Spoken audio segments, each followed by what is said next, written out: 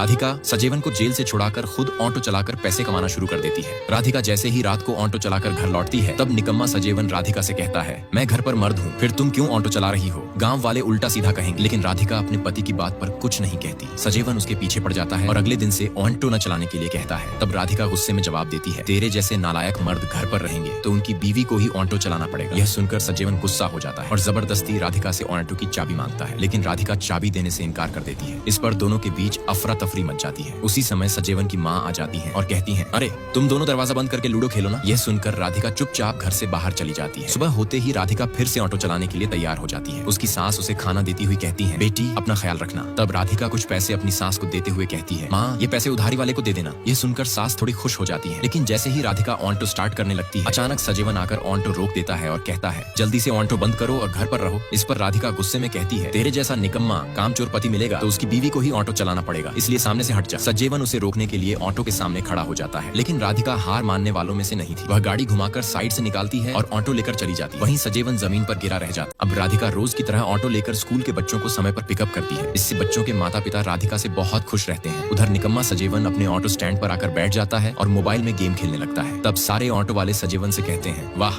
बड़ा अच्छा मर्द है तू, तेरी बीवी उधर ऑटो चलाकर पैसा कमा रही है और तू यहाँ कामचोर की तरह मोबाइल में गेम खेल रहा है। लेकिन सजीवन को इन सब बातों से कोई फर्क नहीं पड़ता। राधिका एक एक करके यात्रियों की सवारियां पूरी कर जब ऑटो स्टैंड पर लौटती है तो देखती है कि उसका पति उसे चोर की तरह घूर रहा है। तभी सारे ऑटो वाले राधिका को देखकर उसकी तारीफ करते हैं और सामने ही मिलकर सजीवन का मजाक उड़ाते हैं। इसी बात पर सजीवन के चाचा उसके घर आते हैं और सजीवन की माँ से कहते हैं, मैं ये क्या सुन रहा हूँ? सजीवन घर पर पांव ऊपर करके सो रहा है और उसकी बीवी ऑटो चला रही है। तब सजीवन की माँ कहती है, क्या कहूँ भाई, मेरा बेटा तो एक नंबर का कामचोर निकला, इसीलिए मेरी बहू राधिका को घर चलाने के लिए खुद ऑटो चलाना पड़ा। यह सुनकर सजीवन के चाचा बहुत गुस्से में आ जाते हैं। वे सजीवन को बुलाकर कहते हैं, अरे निकम्मे, तू यहाँ लुंगी फैलाकर सो रहा है और उधर तेरी बीवी ऑटो चला रही है, तुझे जरा भी शर्म नहीं आती? इस पर सजीवन बेशर्मी से कहता है, वो खुद मुझसे ऑटो लेकर गई है, इसमें मैं क्या करूँ? तब सजीवन के चाचा गुस्से में कहते हैं, अगर तुझे जरा भी शर्म है तो एक और ऑटो खरीद ले और चलाकर दिखा कि तू राधिका से भी ज्यादा कमा सकता है, तब तेरी बीवी घर पर ही रहेगी। इस पर बेशर्म सजीवन हंसते हुए जवाब देता है, मेरे पास तो साइकिल खरीदने के भी पैसे नहीं है, मैं ऑटो कहाँ से लाऊंगा? अब सजीवन अपने अंकल की बुरी बातें सुनकर ऑटो स्टैंड पर अपने दोस्त से कहता है, सब लोग मुझे ही दोष दे रहे हैं। तभी सजीवन का दोस्त उसे समझाता है, तूने शादी कर ली है इसलिए अब मेहनत करनी पड़ेगी, लेकिन तू आलसी की तरह रहता है इसीलिए तेरी पत्नी ही ऑटो चला रही है। दोस्त की बात सुनकर सजीवन सोच में पड़ जाता है और कहता है, ठीक है, मैं भी राधिका को दिखा दूंगा कि मैं भी ऑटो चलाकर उससे ज्यादा पैसे कमा सकता हूँ। इसके बाद सजीवन का दोस्त उसके लिए किराए पर ऑटो लेने का इंतजाम करने एक पंडित के घर जाता है। पंडित कहता है, ऑटो तो मैं दे दूंगा, लेकिन मुझे रोजाना 400 रुपए देने होंगे, चाहे तू ऑटो चलाए या न चलाए, किराया रोज देना ही पड़ेगा। यह सुनकर सजीवन ऑटो किराए पर ले लेता है और खुशी खुशी स्टैंड पर जाकर सबको मिठाई खिलाता है। तभी राधिका भी ऑटो आने की खुशी में तालियां बजाती है और 2 मिठाई खाती है। इतने में एक यात्री रेलवे स्टेशन जाने के लिए आता है। सारे ऑटो वाले उस यात्री को सजीवन के नए ऑटो में बैठने के लिए कहते हैं, लेकिन राधिका सजीवन की बेइज्जती करने के लिए कहती है, पहला नंबर मेरा है, इसलिए यात्री को मेरे ऑटो में ही जाना पड़ेगा। राधिका की इस बात से सजीवन बहुत जलन महसूस करता है। रात को जब राधिका ऑटो चलाकर घर लौटती है तब सजीवन अपनी माँ से कहता है, माँ मेरे ऑटो लेने पर कुछ लोगों को जलन हो रही है। इस पर राधिका अपनी सास से कहती है, हाँ जलन तो होगी ही, क्योंकि रोजाना किराया देना पड़ेगा, चाहे ऑटो में भाड़ा हो या ना हो। ये बात पहले सोचनी चाहिए थी। अब सजीवन ऑटो किराए पर ले आता है और राधिका के सामने बहुत दिखावा करता है, लेकिन राधिका अपनी सास को दिन भर की कमाई देती है और कहती है, तुम्हारा बेटा सिर्फ ऑटो लेकर दिखावा कर सकता है लेकिन पैसे नहीं दे सकता। यह बात सुनकर सजीवन पूरी तरह जलने लगता है। अगले दिन राधिका सही समय पर ऑटो स्टैंड पर मौजूद होती है, लेकिन सजीवन बहुत देर से पहुंचता है। तब राधिका अपने ऑटो वाले भाई से कहती है, ये क्या ऑटो चलाकर पैसे कमाएगा, दिन भर तो देर से आता है। उसी वक्त राधिका की ऑटो पर एक यात्री आता है। वह तुरंत यात्री को बैठाकर निकल जाती है। थोड़ी देर बाद राधिका एक बार के पास से गुजर रही होती है कि तभी 2 नशे में धुत लोग उसकी ऑटो में बैठ जाते हैं। राधिका उन्हें यात्री समझकर बैठा लेती है। जैसे ही ऑटो चलती है वे दोनों शराबी राधिका का नाम लेकर गाने गाने लगते हैं। धीरे धीरे वे राधिका के बालों को छूने की कोशिश करने लगते हैं। यह देखकर राधिका गुस्से में ऑटो रोक देती है और उन्हें नीचे उतरने के लिए कहती है, लेकिन वे कहते हैं, बस पास में ही हमारा घर है। गुस्से में राधिका उन्हें उनके घर तक छोड़ देती है। जाते समय वे दोनों उसके साथ सेल्फी लेने की कोशिश करते हैं। यह देखकर राधिका उनका मोबाइल तोड़ देती है और गुस्से में वापस लौटने लगती है, लेकिन रास्ते में उसे यह सब अच्छा नहीं लगता। वह तुरंत ऑटो घुमाकर उनके घर वापस जाती है और दोनों को जोरदार थप्पड़ मारती है। थप्पड़ मारकर राधिका बहुत खुश हो जाती है। नेक्स्ट पार्ट के लिए लाइक और कमेंट करें।